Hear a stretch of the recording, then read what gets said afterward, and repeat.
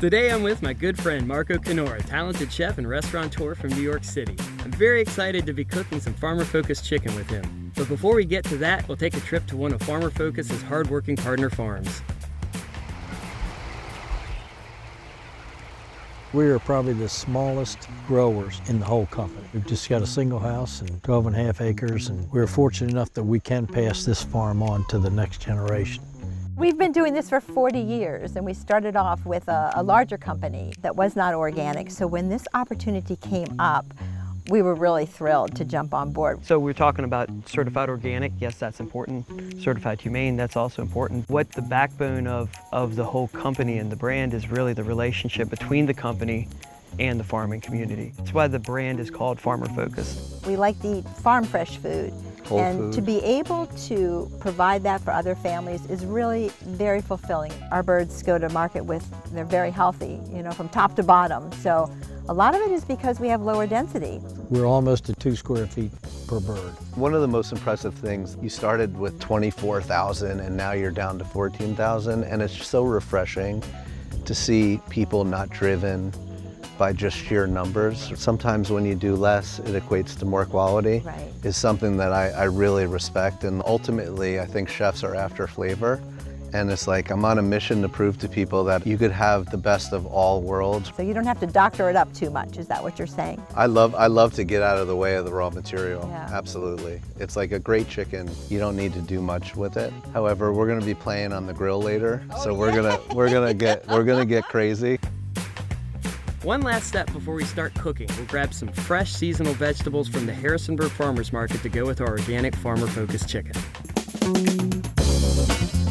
People are always saying you have to buy what's in season and what's close to you, and I think it creates some anxiety for home cooks because they're like, how do I know, how do I know? And the secret is, by going to the farmer's market. What's out on the table that they're gonna sell you, guess what? It's local and seasonal. I believe when it comes out of the ground and it was like alive a day or two ago, it's way more nutrient dense. Right. I mean, it's been proven over time. How does that equate to raising chickens? I think really what fits with the farmer-focused business model and also applies to farmers markets is understanding where your food comes from and that it was raised properly. Typically, chicken is fed animal byproducts and it has a lot of antibiotics in it. And if you have a good source for fresh local chicken, but that local chicken is also, it doesn't have all the GMOs in it and it doesn't have the animal byproducts in it and antibiotics. That's something that is not only going to be more nutrient dense, but it's also going to be a higher quality product. And maybe the chicken isn't quite as big, but it's going to taste a whole lot better.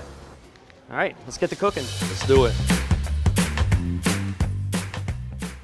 So Jefferson, we're gonna do like some dueling spatchcocking. Rumor has it. Rumor has it, all right. I am going to do what I always do with my whole spatchcock bird. It's like Tuscan style. So you have some beautiful rosemary growing in your backyard, which I'm gonna use. Yes. Some beautiful sage and some garlic.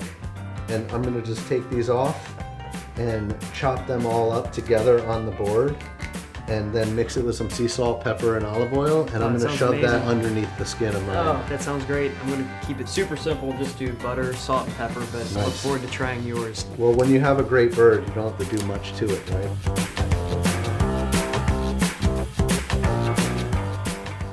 When I do a spatchcock bird, which is my favorite word in the English language, see, so I did that, and then it's easy to follow the neck with spears.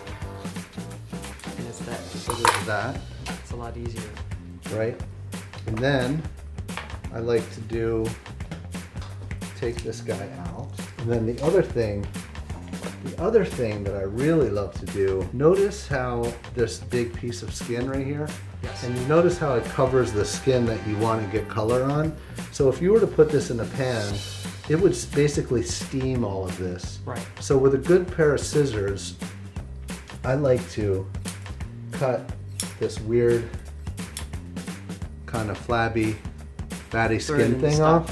It makes for more even cooking, but more importantly, it allows me to get this contact of skin so it doesn't steam. So let's do yours. I want to get under here. You see you've exposed all that breast. Oh, wow. I'm basically going to spoon it right onto it. And then kind of use your fingers and rub it.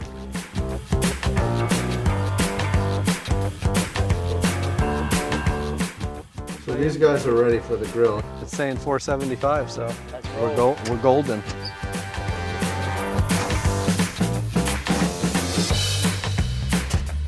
Nice. Nothing to it but to do it. Chicken liver pate.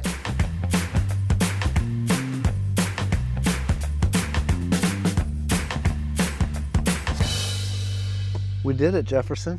Look at this spread. I think you Look at did these birds. most of the heavy lifting. Come on, but we did it together. That's right. 20% me. Look And 80% you. Butter. Smoky, Butter helps everything too. butter, a nice char on the broccoli. Shall we get to cutting up? Yeah, let's do it.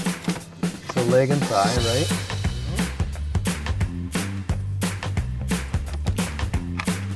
Come on, guys. Let's see. A leg, a thigh, a breast, all the above. I have a leg piece, Mr. Jefferson.